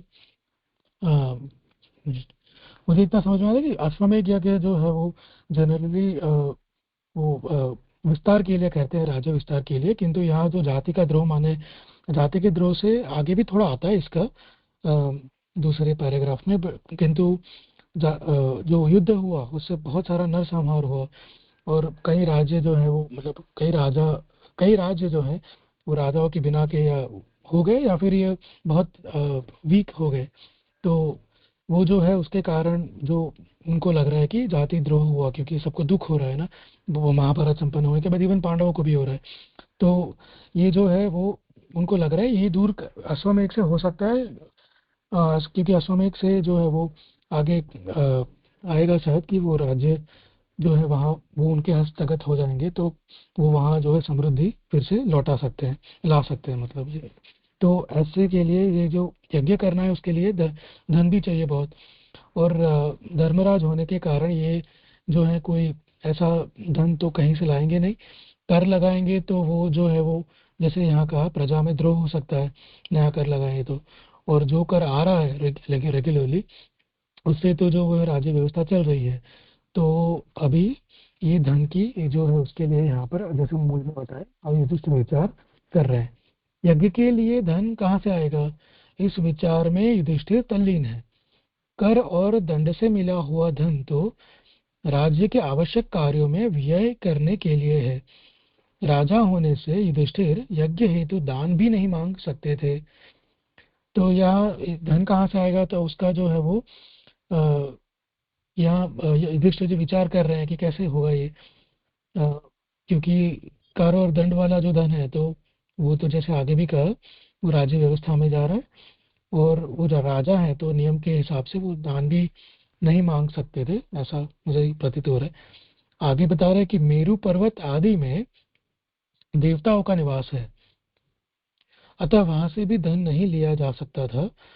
पहले राजा युधिष्ठिर के राज्य वर्णन प्रसंग में उनकी प्रजा की रक्षा के विषय में महानता का वर्णन किया है। जो धन प्रजा से प्राप्त हुआ है वह तो उसी के लिए व्यय किए जाने के लिए है। प्रजा से प्राप्त उस धन को राजकीय धन के रूप में खान पान आदि खर्चों में नहीं लगाया जा सकता था। राजा किसी से मांगे यह भी उचित नहीं लगता, अतः युधिष्ठिर इसी चिंता में उलझे हैं। तो यहाँ ये बात समझा रहे हैं कि युधिष्ठिर जो है वो धर्म में स्थिर है। मतलब जो उनका राज्यवर्ण का प्रसंग आगे आया था स्टार्टिंग में, तो उसमें सॉरी अगले अध्याय 11वें अध्याय में तो बताया था कि वो प्रजा की रक्षा के विषय में वो महान है, अच्छे से रक्षा कर रहे हैं। तो जो धन प्रजा से प्राप्त है वो तो प्रजा के लिए ही उसका जो है वो विनियोग होगा, और बाकी का जो है वो वहां से मांग नहीं सकते, मतलब कहीं और से। तो इस चिंता में ये 32वें श्लोक में इतनी सुबोधिनी हो रही है, ऐसा यहाँ सूचित हो रहा है। 33वें श्लोक की सुबोधिनी तो साथ में ही है वैसे तो। आगे कर रहे हैं आचार्य। युधिष्ठिर ने भगवान से भी धन विषयक याचना नहीं की, अन्यथा भगवान तो उसे नूतन धन ही प्रदान कर देते। युधिष्ठिर का अभिप्राय जानकर उनके भाइयों ने धन लाकर प्रदान किया। पहले तो वे सब भाई भी चिंता से व्याकुल हुए, बाद में भगवान की प्रेरणा से वे धन लाए। तो यहाँ जो तद्विपरीतम आलक्ष्य भ्रातर और कृष्ण चोदिता करके जो दूसरे 33वें श्लोक में जो आ रहा है, उसकी व्याख्या चर्चा यहाँ करें कि कृष्ण को मतलब भगवान को भी यहाँ याचना जो है की नहीं, क्योंकि वो जो है वो करनी नहीं चाहिए, मतलब वो तो भगवान, वरना अगर करते तो भगवान उन्हें जो नया कुछ धन चाहिए यज्ञ के लिए तो प्रदान कर देते। किंतु यहाँ ऐसा हुआ है कि भ्रातर जो आया उसमें उसके अभिप्राय, युधिष्ठिर जी का अभिप्राय ये जो है उनके भाइयों ने, अर्जुन भीम इत्यादि ने जानकर धन लाकर उनको प्रदान किया। अभी उसकी बात प्रसंग कर रहे हैं उसका। पहले तो वे सब भाई भी चिंता से व्याकुल हुए, बाद में भगवान की प्रेरणा से वे धन लाए। भक्तों को थोड़ी सी भी चिंता हो उसे भगवान नहीं सह सकते। उत्तर दिशा से लाया धन बहुत अधिक था अथवा बहुत निंदित था, क्योंकि वह धन ब्राह्मणों का था। उस धन को वे भगवान की प्रेरणा से लाए। युधिष्ठिर का अभिप्राय किसी को भी पीड़ा देने का नहीं था, प्रत्युत ब्राह्मणों आदि का दुख दूर करने के लिए ही यह अश्वमेघ यज्ञ किया जाना था।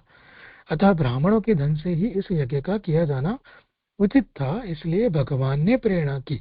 तो यहाँ ये बता रहे हैं कि आचार्य आज्ञा कर रहे हैं कि यहाँ भगवान की प्रेरणा से जो सब भाइयों ने जो सोच रहे थे, तो भगवान की प्रेरणा से वो जो है वो उत्तर दिशा में से ये धन लाए थे। ये धन क्योंकि वैसे ब्राह्मणों का था, किंतु भगवान की प्रेरणा से वे लाए थे। और ये जो धन का उपयोग भी है वो बता रहे हैं कि ब्राह्मणों का दुख दूर करने के लिए। तो यहाँ पर आचार्य ने द्रोह की व्याख्या ऐसे करी है, जो मूल में द्रोह शब्द आया है उसकी व्याख्या यहाँ पर दी गई है कि ये उनकी पीड़ा, जो ब्राह्मणों की पीड़ा हरने के लिए ही ये जो पूरा यज्ञ किया जा रहा है।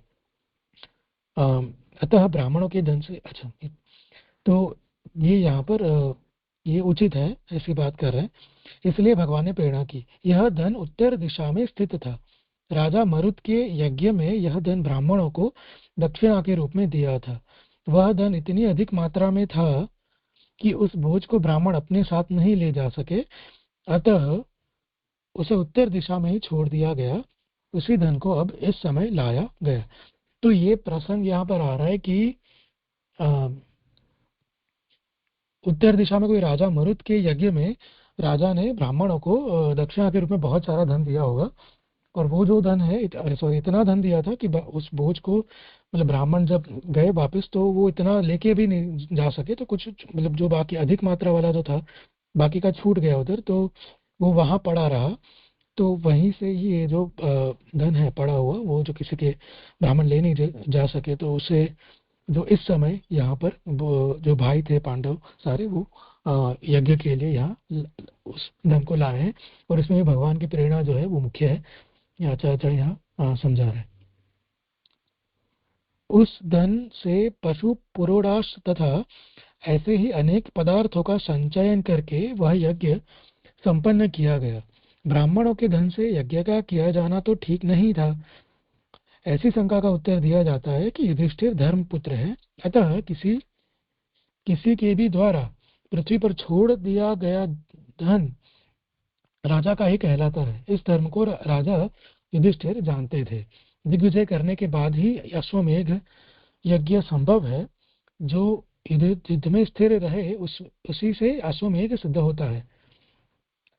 यह बताने के लिए ही राजा का नाम युधिष्ठिर कहा है। युधिष्ठिर माने युद्ध में स्थिर। 3 अश्वमेध यज्ञों के द्वारा प्रभु का यजन किया है। तो यहाँ ये क्या कर रहे हैं कि जो धन लाया गया उत्तर में, जो राजा मरुत ने ब्राह्मणों को दिया पर ब्राह्मण ले नहीं जा सके, तो उस धन से जो यज्ञ के लिए जो भी सामग्री, पशु पुरोडाश जो सामग्री शायद मुझे लग रही है उस यज्ञ की, वो पदार्थों का संचयन इस करके वो यज्ञ भी संपन्न किया गया। और अभी कोई बोले कि ब्राह्मणों का धन यज्ञ में नियुक्त करना अच्छी बात नहीं, धर्म नहीं है, तो आज्ञा कर रहे हैं आचार्य की युधिष्ठिर जो है, क्योंकि मूल में धर्मपुत्रो युधिष्ठिर ऐसा कहा है मूल श्लोक में, तो भगवान आचार्य उनकी वो स्पष्ट करते हुए कह रहे हैं कि भाई धर्मपुत्र है युधिष्ठिर, धर्म जानते हैं, ये भी जानते हैं कि ब्राह्मणों के धन से ये नहीं कर सकते, तो ये जो है वो पृथ्वी पर छोड़ दिया गया धन है, मतलब ब्राह्मणों की मालिकी का धन नहीं है, वो ले ही नहीं जा सके, उन्होंने भी छोड़ दिया, तो ये किसी की मालिकी का नहीं है, वो भूमि पर पड़ा है। तो जो ऐसा धन है तो वो तो राजा जो राज्य है वहाँ करता, उसी का धन ये फिर कहलाएगा। तो उस रूप से भी ये युधिष्ठिर का ही, उनका ही धन हुआ। तो ये जानने वाले युधिष्ठिर थे, युद्ध में स्थिर रहना युधिष्ठिर कहा जाता है। तो ये यहाँ आ गया, इसके अर्थ से कर रहे हैं कि अश्वमेध जो होता है उसमें वो जो घोड़ा भी छोड़ते हैं, वो जो घूमता है उसके साथ एक जो चैलेंज करता है उनके साथ विजय, मतलब युद्ध करना पड़ता है, वो जो नियम है उसके हिसाब से 10 दिशा में विजय करने के बाद ही ये जो अश्वमेध सिद्ध हुआ है उनका। आगे आगे कर रहे हैं कि 3 अश्वमेध यज्ञों के द्वारा प्रभु का यजन किया है। पुरुष सूक्त में कहा है कि यज्ञों द्वारा देवताओं ने यज्ञ का यजन किया, उस अर्थ को प्रसिद्ध करने के लिए यज्ञों द्वारा हरि का यजन करना लिखा है। भगवान हरि होने से ब्राह्मणों का भी दुख दूर करने वाले हैं, अतः ब्राह्मणों ने जो धन पृथ्वी के ऊपर छोड़ दिया था उसे लाने के लिए भगवान ने प्रेरणा की। यह बात पहले कही गई बात का विरोध नहीं करती। तो ये तैत्तरीय उपनिषद का कुछ श्लोक यहाँ पुरुष सूक्त कहकर ये बता रहे हैं कि यज्ञ द्वारा जो है देवताओं ने यज्ञ का यजन किया, मतलब ये जो कोई श्रुति है उससे यहाँ ये कहा गया है कि हरि का यजन मतलब यहाँ किया है। हरि जो मूल में हरिम समायजत हरिम करके कहा है, तो उस भगवान का यजन किया है ऐसा यहाँ कहा है। तो ये अश्वमेध यज्ञ के द्वारा भगवान का ही यहाँ यजन हुआ है। और हरि जो भागवत मूल में कह रही, तो आचार्य ने समझा रहा है कि हरि मतलब हरने वाले, मतलब ब्राह्मणों का दुख हरने वाले हैं। तो यहाँ पर भी युधिष्ठिर जी का प्रयोजन तो यज्ञ से वही है कि सबका दुख दूर किया जाए। तो वही ब्राह्मणों के धन से ये भगवान की प्रेरणा से उन्होंने ये कहा है। तो यहाँ जो है 34वां श्लोक उसकी सुबोधिनी होती है, भगवान का भली भांति यजन अश्वमेध से किया। आगे इस प्रसंग में आहुत है इत्यादि 2 श्लोक इस अध्याय में और मिलते हैं जो कि प्रक्षिप्त है। तो यहाँ पर एक्चुअली ना 34वें श्लोक में सुबोधिनी आचार्य ने यहाँ समापन किया है, पर यदि आप गीता प्रेस का भागवत देखे या इस्कॉन का भागवत देखे तो वहाँ 35th एंड 35वां और 36वां 2 श्लोक एक्स्ट्रा मिलते हैं, वहाँ पर है।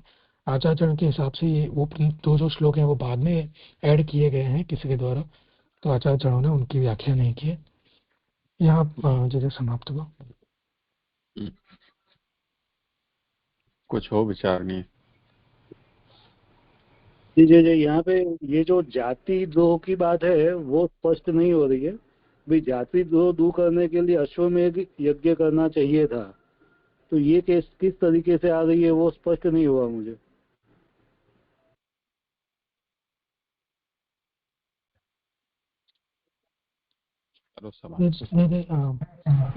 मुझे भी थोड़ा वो प्रश्न तो था, पर मैंने जो थोड़ा देखा मुझे ऐसा मतलब थोड़ा वो भी महाभारत का भी प्रसंग देखा था, तो उसमें ऐसा आता है कि भगवान ही युधिष्ठिर को जो आभासार्थ में भी कहा है कि भगवान द्वारा मन से अश्वमेध यज्ञ किया जाकर और ये बात आगे मतलब भगवान से ही हो रही है। तो उन्होंने ये मतलब जाति द्रोह करके जो क्षत्रिय जाति मतलब जो अन्य राजाओं और राज्यों का जो विनाश हुआ महाभारत के युद्ध के खत्म होने के बाद, क्योंकि बहुत सारी मानहानि जानहानि हुई है, तो वो सब लोग दुख में है, इतना समृद्ध देश नहीं है अभी भारतवर्ष।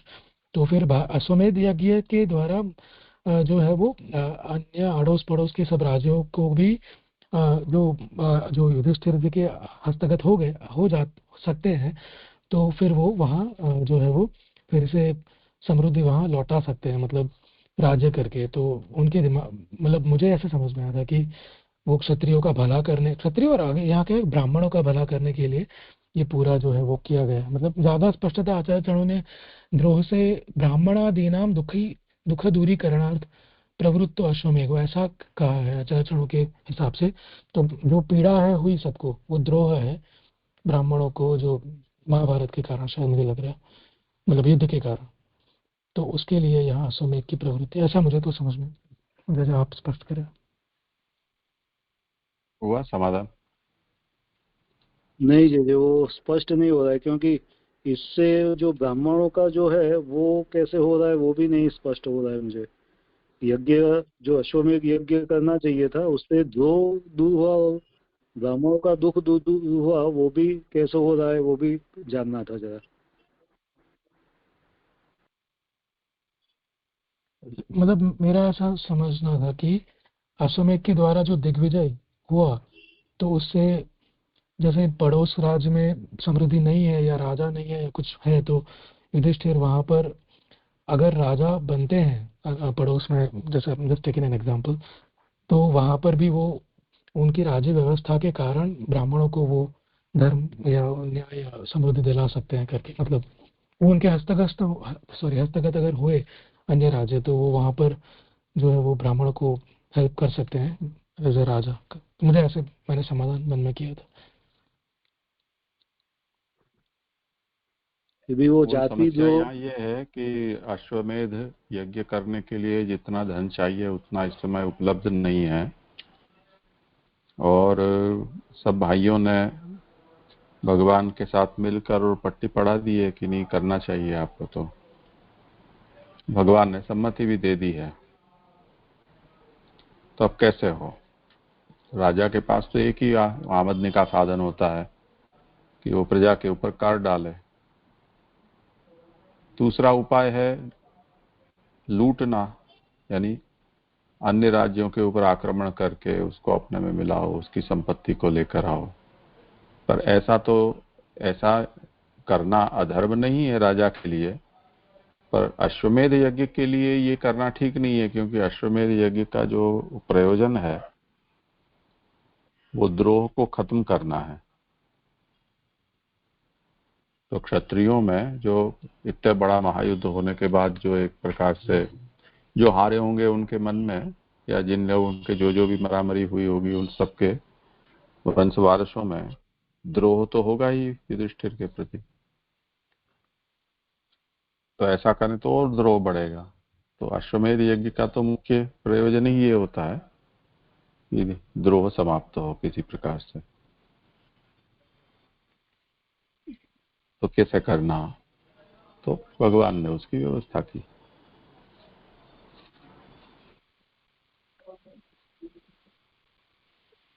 जी जी जी। तो यहाँ पे वो जो ब्राह्मण का जो बात हुई, ब्राह्मणों के दुख दूर कर हुआ, तो वो भी ऐसे ही समझना कि उनका जो राज्य स्थापन हुआ तो फिर उनको समृद्धि आई और उससे ब्राह्मण भी खुश हुए ऐसे।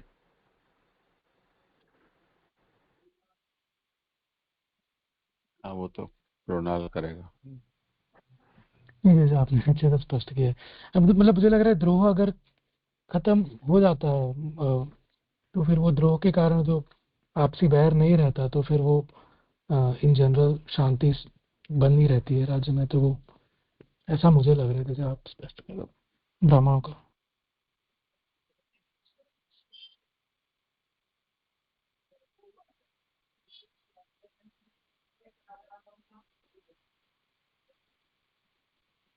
किसी भी यज्ञ है उसमें ब्राह्मणों का हित तो होता ही है ना। कोई भी धर्म कार्य इतना महान आयोजन हो, ब्राह्मणों को तो सबसे ज्यादा लाभ होता है सभी तरह से।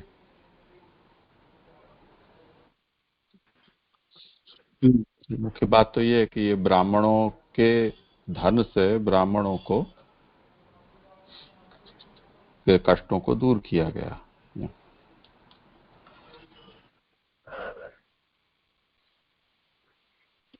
जी जी जी। दूसरा चीज ये था कि ये जो मेरू पर्वत आदि में देवताओं का निवास है, अतः वहां से भी धन नहीं लिया जा सकता था। तो वो पर्वत में से धन की जो बात आ रही है, वो किस सेंस में, वो थोड़ा स्पष्ट करना था। ये तो अलौकिक बातें हैं, तो कौन सी प्रकार का धन पर्वतों में देवताओं का वास है, वहां रहता है, उसका यहाँ कोई निरूपण नहीं है। परंतु एक बात तो सीधी समझनी है कि जो भी प्रेशियस वस्तु है, धन का स्वरूप तो वही होता है। तो वो तो चाहे तो कोई ऐसी बहुमूल्य धातु हो, रत्न हो, औषधि हो, इन्हीं रूप में तो होता है वो, तो उसी रूप में समझना चाहिए। जी जी जी। फिर जैसे यहाँ पे ये जो तीसरा जो 33वें श्लोक में उत्तर दिशा से लाया धन बहुत अधिक था अथवा बहुत निंदित था, क्योंकि वह धन ब्राह्मणों का था। तो निंदित क्यों लिख रहे हैं वो?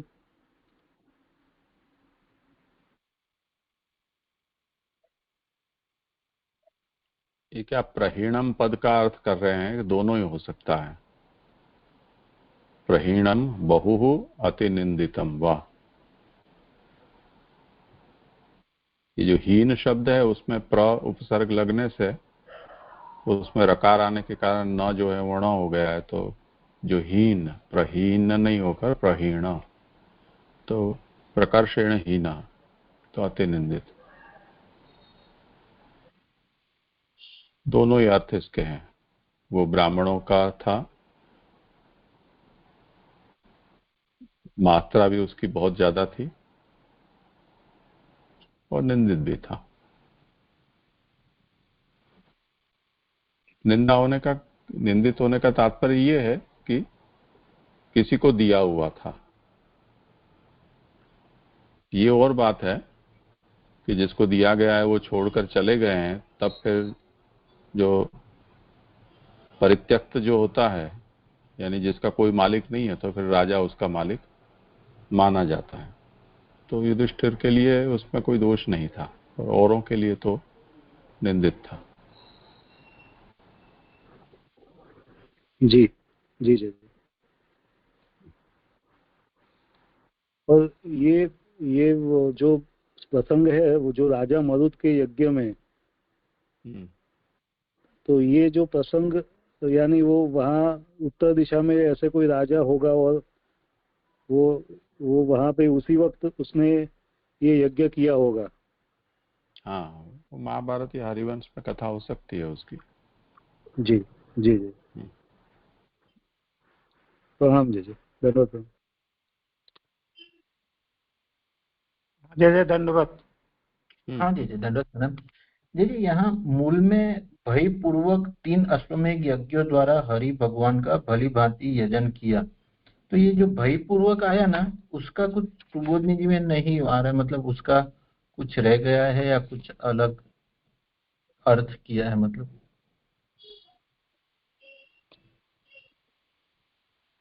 भयपूर्वक कहाँ पर है? अच्छा, मूल श्लोक में। मूल श्लोक में है ना, भय पूर्वक 34वें श्लोक में लास्ट, भय पूर्वक 3 अश्वमेध यज्ञों द्वारा हरि भगवान का भली भांति यजन किया। तो भय पूर्वक का कुछ मतलब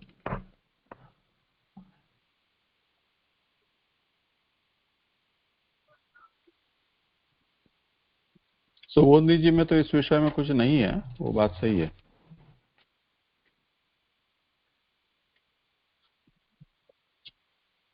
हाँ जी, तो कुछ समझ सकते हैं भय पूर्वक का मतलब कैसे हो सकता? नहीं, इन्होंने ये बात की है कि ज्ञातिद्रोह के भय पूर्वक, क्योंकि ये इसका प्रयोजन वही है ना कि द्रोह को शांत करना।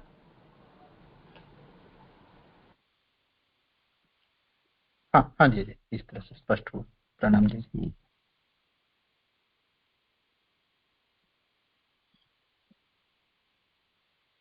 हाँ जय जय दंडवत। हाँ, जैसे वो कल की बात हर घर कर गए मेरे। क्या आपने आज्ञा की कि ये वैष्णव कब वार्तान से बाहर निकलेंगे, तो मैंने आज विचार किया कि आप वार्तान के पीछे पड़ गए, और हमरे तो सब कछु जो संतान है तो वार्ता ही है। वार्ता के पीछे हम भगवदी मर्यादी परम भगवदी और हमारे आगे पीछे महंत संत आदि न जाने काका बने बैठे, और अगर वार्ताएं बंद हो गई, मान के चलो वार्ता से बाहर आपने कहीं निकाल दे, तो हमारा तो अस्तित्व ही खतरा में आ जाएगा। मैंने तो कल उल्टे वार्ता से बात को, सिद्धांत को समझना कैसे, वो मैंने कहा था। वार्ता छोड़ने की बात मैंने कहाँ की थी कि जो लोग वार्ता पढ़ते हैं और ग्रंथ नहीं पढ़ते हैं, तो वार्ता में से भी समझने के लिए तो बहुत कुछ है, पर जो समझने की बात है वो नहीं समझते हैं। नहीं समझने की बात है उनको लेकर झंडा उसका फहराते रहते हैं या उसी को आगे बढ़ाते रहते हैं। तो वो वार्ता से सिद्धांत को समझने की दृष्टि तब तक नहीं आ सकती है जब तक हम मूल ग्रंथ को साथ में न रखें। मूल ग्रंथों को साथ में रखते हुए पढ़ो वार्ता, कोई समस्या की बात नहीं है। इसलिए इससे पहले भी आपने जब पूछा था तब मैंने ये बात कही थी कि ये किसी के प्रत्यक्ष मार्गदर्शन में पढ़ने का विषय है। किसी को दे दो, पढ़ो, इसी से सब कुछ सीख लो, समझ जाओगे, ऐसा करने का विषय नहीं है। तो अखबार हम पढ़ते हैं और अखबार में सब चीजें आती हैं, पर कौन लिखने वाला है, किसके लिए क्या बात कहनी है, पढ़ने वाले की क्या पृष्ठभूमि है, क्या योग्यता है, या पढ़ने के बाद उसने उसमें से क्या समझा और क्या कर रहा है, इसके लिए कोई व्यवस्था नहीं हो जांचने की, तब तो फिर वो नीम हकीम खतरे जान जैसी स्थिति है ना। तो यदि वार्ता बहुत अच्छी वस्तु है, जैसे हमारे पुराण है, उसी तरह स्वयं ये भागवत भी पुराणी है, तो उसमें भी हम महाप्रभु प्रत्यक्ष सुबोधनी साथ में लेके हुए हर बात को समझा रहे हैं और हम भागवत पुराण को समझने का प्रयास कर रहे हैं, तो ठीक बात है। तो यदि सुबोधिनी न हो, भागवतार्थ निबंध न हो, पुरुषोत्तम सहस्रनाम न हो, केवल पुराण ही हो, तब उस स्थिति में बिना वेद के पुराण खतरनाक वस्तु है। वही बात बिना षोडश ग्रंथ के वार्ता खतरनाक है। सिद्धांत का बोध तो वहीं से होगा।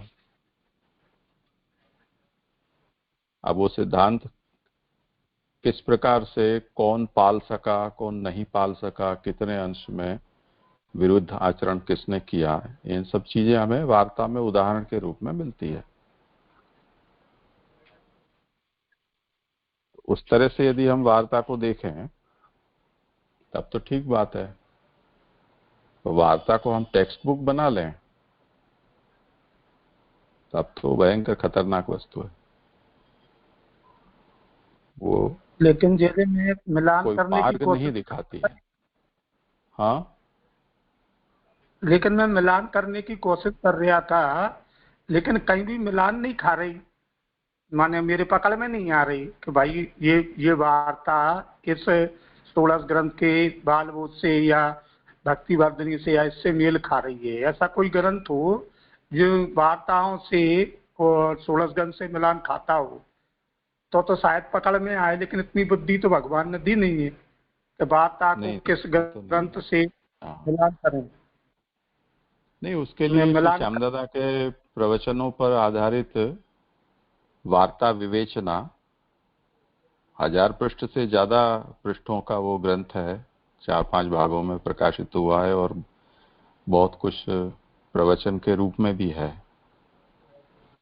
तो अगर उससे थोड़ा बहुत आप लोग देखेंगे तो मार्गदर्शन मिल जाएगा। हम लोग, हमारे बालक 7-8 वर्ष के थे तब से अभी करीब 15-1 वर्ष हो गए, हम इसी कॉन्फ्रेंस के माध्यम से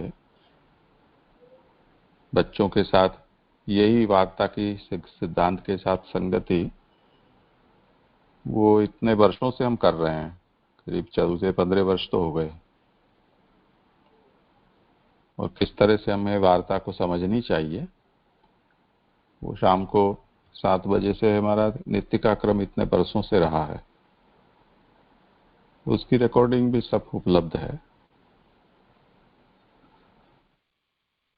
ग्रंथ आप का लोग नाम जिस क्या है? क्षेत्र में, हाँ बात, आप ये अगर का नाम पुष्टि विद्या एप्लीकेशन आपके पास हो, मोबाइल एप्लीकेशन पुष्टि विद्या, उसमें से आप ले सकते हैं। चाहें तो आप आपका एड्रेस भेज दें तो आपके यहाँ भिजवा भी देंगे। हाँ जी, हमें ग्रंथी वार्ता विवेचना है, वार्तान की सैद्धांतिक संगति, इस नाम से वो पूरी श्रृंखला प्रकाशन में शुरू हुई थी। अभी सबके सब नहीं हुए हैं, पर फिर भी बहुत कुछ हो गए हैं, दृष्टि तो मिल ही जाती है। ठीक है जी, मैं उसे प्राप्त करूंगा। हाँ ठीक है। ये आज अध्याय भी संपन्न हुआ है। अब महाप्रभु जी का उत्सव आने को है और हमारे यहाँ थोड़ा उसका षोडश ग्रंथों का चिंतन और ये सब क्रम पारायण का शुरू होगा कल परसों से। तो अभी उत्सव के बाद विषय फिर से शुरू करेंगे, तब तक विराम रखते हैं।